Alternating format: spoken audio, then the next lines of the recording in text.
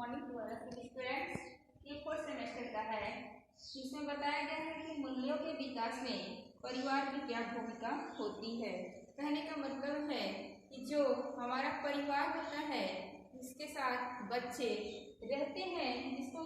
लोग कहते हैं कि बच्चे का जो प्राथमिक पाठशाला होता है वो उसका परिवार होता है। तो इसमें अपने बच्चे को मूल्यों के बारे में परिवार का क्या दायित्व होता है, वो कैसे अपने बच्चों को मूल्यों के बारे में बताए, उसी के बारे में कुछ पॉइंट है जिसको बताया जा रहा है। पहले पॉइंट में लिखाया गया है कि बालकों में मूल्यों का विकास करने के लिए माता पिता को परिवार का वातावरण मूल्य उन्मुख बनाना चाहिए। कहने का मतलब है कि जिस परिवार में हम रह रहे हैं, हमारे जो बच्चे हैं, हमारा कर्तव्य बनता है कि हमारा जो परिवार का वातावरण है वो इस प्रकार का हो कि हमारे बच्चों का चहुमुखी यानी पूर्ण रूप से उनका अच्छा से अच्छा विकास हो। ऐसे हमें अपने घर का वातावरण या माहौल बनाना चाहिए ताकि उनसे बच्चे कुछ न कुछ सीखें। जब हम अपने परिवार में एक दूसरे से उलझे रहेंगे, शांत वातावरण नहीं रहेगा, तो हम अपने बच्चों को कभी गाइड नहीं कर सकते, ध्यान नहीं दे सकते। इसलिए क्योंकि हम तो अपने में ही उलझे हैं, तो हमारे बच्चों का विकास कहाँ से होगा और अच्छी बातों को वो सीखने को अवसर कहाँ प्राप्त नहीं कर पाएंगे। इसलिए सबसे मूल कर्तव्य बनता है कि जो माता पिता होते हैं, सबसे पहले उनको ये सब बातों का ध्यान देना चाहिए कि हमारे जो बच्चे हैं, जो हमारे अंदर त्रुटियां हैं, जो कला की भावना है, जो द्वेष है, कम से कम उन सबको धीरे धीरे समाप्त करना चाहिए ताकि आने वाले हमारे जो बच्चे हैं उससे वंचित रहें, दूर रहें, ताकि वो इन चीज़ों से मुक्त रहेंगे, तभी उनका पूर्ण रूप से विकास हो सकेगा और एक अच्छे मूल्यधारी होंगे। आगे है माता पिता द्वारा बालकों को मूल्यों पर आधारित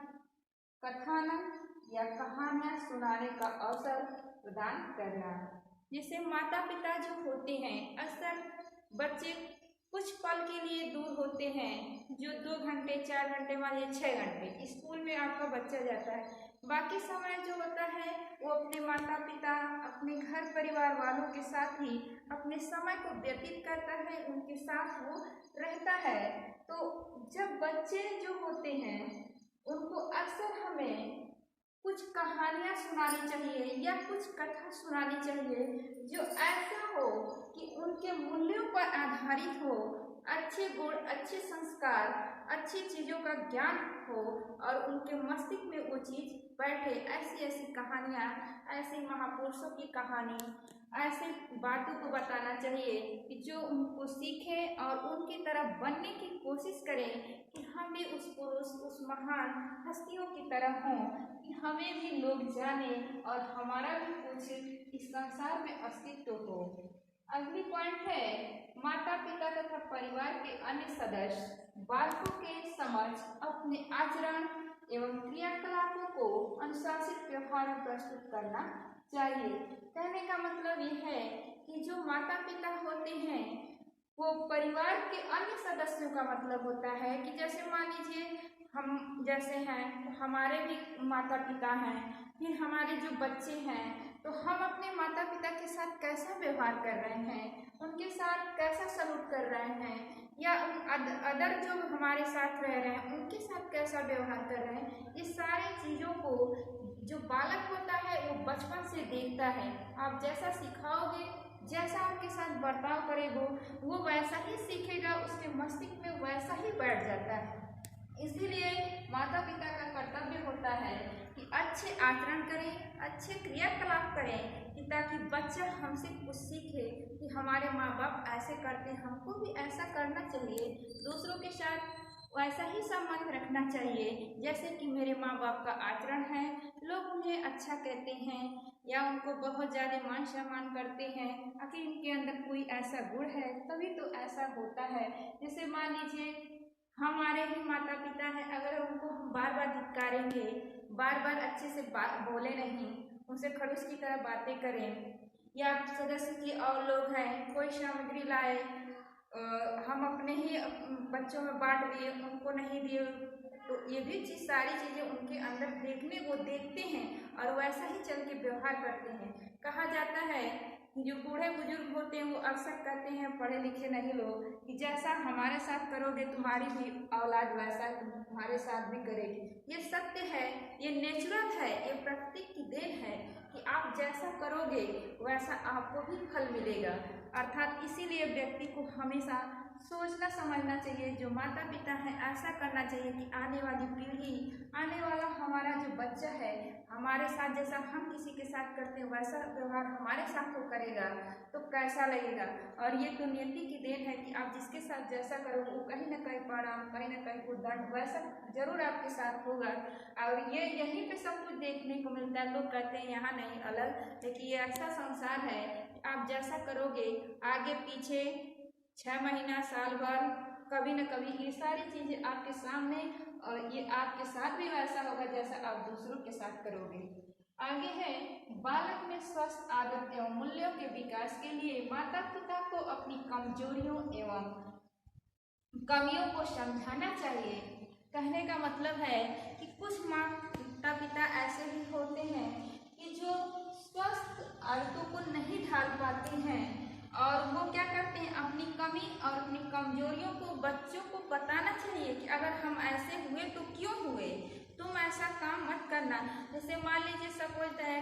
कि कुछ होते हैं माँ पिता बच्चे ऐसे कि मतलब पढ़ना बहुत चाहते हैं लेकिन उनकी मजबूरी होती है कि वो पढ़ नहीं पाते हैं। किसी बहुत छोटी ही लाइफ में हो सकता है उनकी आर्थिक स्थिति सही न हो,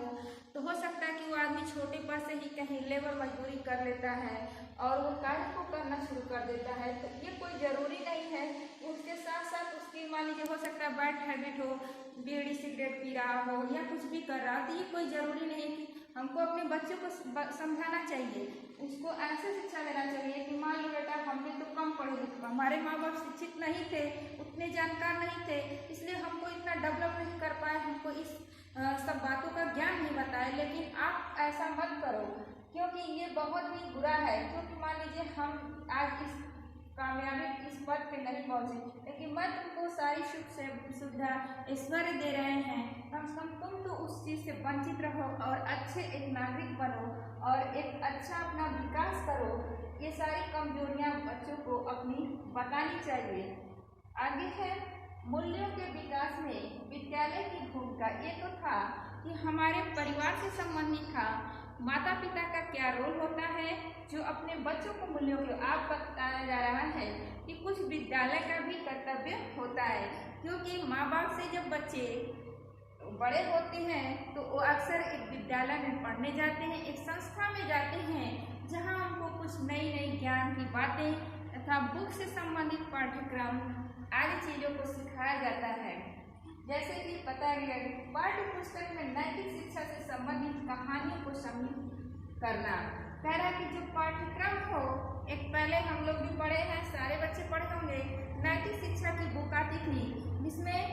कोई ना कोई स्टोरी हुआ करती थी। जैसे मान लीजिए श्रवण कुमार की कहानी भी उठा के पढ़िए जिसमें नैतिकता का पाठ पढ़ाया गया है। वो अपने अंधे माता पिता को लेकर के और कांवर बना करके उनको जो है कि तीर्थ यात्रा पे लेके जाते हैं। तो ये सारी ऐसे ऐसे महान पुरुषों और महान व्यक्तियों की जो पाठ्य पुस्तक हम लोग में होती है उससे संबंधित एक ऐसी बुक होनी चाहिए जिसमें कहानियों से संबंधित हो, बच्चों उसको पढ़ें और नैतिक ज्ञान को प्राप्त करें और नैतिक ज्ञान को सीखें। आगे है, जीवन मूल्य संबंधी विषयों पर स्कूल में भाषण प्रतियोगिता का आयोजन करना। कह रहा है कि जीवन से मूल्य संबंधित कुछ हमारे जीवन से संबंधित, हमारे जीवन से लाइफ से रिलेटेड ऐसी चीज हो कि जिसको भाषण के माध्यम से प्रतियोगिता कराई जाए। जैसे हम लोग कहते हैं ना कि आज ये प्रतियोगिता होगी, जैसे कंपटीशन जिसको बोलते हैं, जैसे मैथिली कंपटीशन, डांस कंपटीशन और वाद विवाद कंपटीशन, वैसे ही हम भाषण का एक कंपटीशन भी रखते हैं कि कौन बच्चा कितना बेटर, कितना अच्छा और कितने अच्छे शब्दों का प्रयोग करता है और उसमें बोलता है। तो इस प्रकार से हमें जीवन से संबंधित स्कूलों में अक्सर बच्चों को भाषण का आयोजन करना चाहिए ताकि जो बच्चे छोटे हैं हमें बड़े बच्चे से अगर प्रतियोगिता कराते हैं, हमारे कक्षा 5 वाला बच्चा प्रतियोगिता कर रहा है, तो जितने उससे छोटे लेवल के होंगे वो क्या करेंगे, उस चीज को सीखेंगे, उस चीज को जानेंगे और उसको बोलने की वो भी कोशिश करेंगे, ताकि उनमें भी वो जागरूकता बढ़ती है। हम जब किसी भी प्रतियोगिता का भाषा का आयोजन करते हैं, अगर हम किसी को थोड़ा सा प्रोत्साहित कर देते हैं, मोटिवेट करते हैं, तो देखने वाले जो बैठे होते हैं, कुछ बच्चे ऐसे होते हैं, उनसे वो और ही उत्सुक होते हैं और वो बोलने का उत्साह करते हैं कि हम भी इस स्टेज पर चढ़ के उस भाषा को देंगे। आगे है, संस्थान द्वारा मूल्य शिक्षा संबंधी कुछ पत्रिकाएं भी प्रकाशित कराई जा सकती है। कह रहा है कि जो संस्था होती है जहाँ बच्चे पढ़ते हैं, वहाँ पे कुछ पत्रिकाएं भी प्रकाशित करनी चाहिए, जो कि लाइब्रेरी जहाँ पे होती है, विभिन्न सी पत्रिकाएं आती हैं जिनको बच्चों को जो है कि लाइब्रेरी में ले जा करके पढ़ने का मौका देना चाहिए। वो पत्रिकाएं बल्कि क्लास वाइज बंटवा देना चाहिए, जिससे बच्चे पढ़ें और नए नए ज्ञानों को सीखें। आगे है, संस्थान द्वारा नाटक, एकांकिकाओं, प्रतियोगिताओं आदि करानी चाहिए। नाटक का मतलब होता है कि जैसे बीएड वगैरह हुआ, बीटीसी हुआ, या अक्सर ग्रेजुएशन वगैरह में जब बच्चे चले जाते हैं तो उच्च लेवल के पढ़ाइयों में ज़्यादा नाटक कराए जाते हैं। नाटक का मतलब होता है कि किसी भी जैसे बीमारी से ही रिलेटेड हुआ, स्वच्छता से हुआ, या किसी भी कार्य से एक रैली निकालते हैं, उसमें बीच बीच में चौराहों पे एक नुक्कड़ नाटक के नाम से भी उसको जाना जाता है, जिसमें वो करके जो गांव के लोग होते हैं, जो अनपढ़ गंवार होते हैं, उनको क्या करते हैं, मोटिवेट करते हैं, उनको समझाया जाता है और उसको प्रसारित करते हैं, ताकि सभी लोग उससे जानें और उस रोग से क्या करें, बचें। तो इसी प्रकार से जो संस्था होती है उसमें समय समय पर नाटक, कहानी, एकांकी, सामूहिक प्रतियोगिता में, समूह का मतलब होता है कि सारे बच्चों को एक समूह में इकट्ठा करके कोई प्रतियोगिता करा दी जाए। इस तरीके से बच्चों को मूल्यों के बारे में सिखाना चाहिए। आगे है, विद्यार्थियों में समाज व देश के प्रति प्रेम की भावना उत्पन्न करने का प्रयास किया जाना चाहिए। जो भी हमारे स्टूडेंट होते हैं, एक संस्था में पढ़ने आते हैं, तो सबसे पहले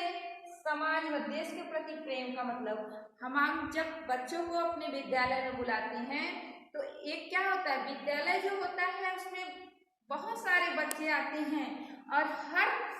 तरह के बच्चे होते हैं, उनमें व्यवहार अलग अलग होते हैं, जो है कि उनकी सभ्यता, कल्चर, सारी चीज़ें अलग अलग होती है, लेकिन फिर भी वो एक समाज है जिसमें हम उनको समझाते हैं विद्यार्थियों को कि जो भी हमारी क्लास में आपके साथ बैठे हैं, ये सारे आपके भाई हैं और ये आपका दायित्व बनता है, कर्तव्य है कि एक दूसरे की मदद करना, उनकी सहायता करना, उनका हेल्प करना। अर्थात कहने का मतलब है कि यहीं से समाज का निर्माण करते हैं, क्योंकि जब बच्चा को पहले हम विद्यालय से ही समाज का ज्ञान कराते हैं, क्योंकि जो विद्यालय होता है उसमें कई कक्षाएं चलती हैं और बहुत से बच्चे होते हैं, तो जब छोटे समूह में ही हम उनको समाज का संबंध सिखाएंगे तो वो जब बड़े होंगे तो जब अपने समाज में उतरेंगे तो एक अच्छे नागरिक का रूप धारण करके उतरेंगे, क्योंकि विद्यालय में ही सिखाया जाता है कि वो आपका छोटा भाई लगेगा, वो बड़े हैं तो भैया लगेंगे, आप एक दूसरे की मदद करिए, आप एक दूसरे का जो कमजोर बच्चा है उसकी हेल्प करिए,